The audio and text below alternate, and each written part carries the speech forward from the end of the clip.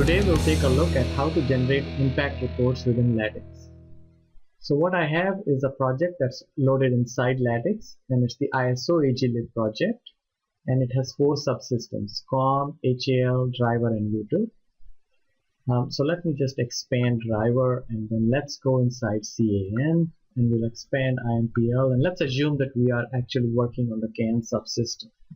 And so we are planning to change, or we have changed CAN-IO underscore c.cpp, and then I'm going to press Control and then select the next one, CAN package underscore c.cpp, and once again I'll keep my Control key pressed and select the third subsystem, which is, let's say it's an header file this time, filterbox underscore c.h, and those are the 3 subsystems of files that we are planning to change or have changed already.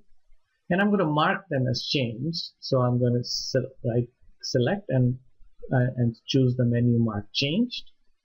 And all we are doing is we are tagging these subsystems with a tag called the change tag. And Lattix allows you to have as many tags as you want with different names associated with it.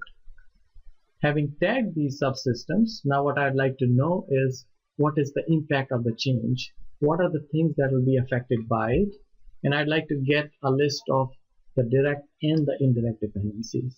So for that, we'll go up to the menu bar and go to reports, and you can see that there are a number of reports that Lattix supports, and we'll choose the impact report, which takes us to the impact report dialog, where the first thing we'll do is we'll choose the source for this report. To choose the source for this report, you can choose any subsystem in the hierarchy, or you can choose any element in the hierarchy, or you can set your source to a tagged source. And since we have different elements at different places in the hierarchy, we'll choose the change tag. Having chosen the change tag, then we can look at some of the other options here. We can choose to filter and say, based on atom kind, that is whether you want to do an impact analysis on just files or methods and so on, data members and so on. You can also choose transitive closure, which means that I want to see the direct and the indirect dependencies, which will be organized by level. You can choose show members.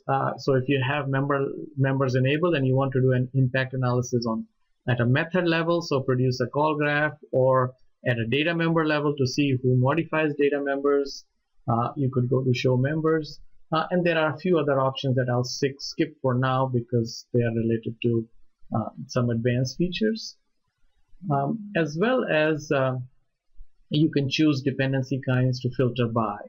And finally, you could also choose to restrict the elements to a certain part of the project that you have loaded.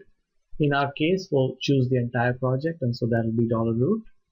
And now all I need to do is to say OK, and I've gone ahead and generated a report. And now you can see that this report has 4 levels inside it, and what we are looking at is the first level. If you double click on this, you'll see the second level, the third level, and the fourth level. And the easiest way that I like to use is to simply view the report in a browser. And here I brought it up in a browser.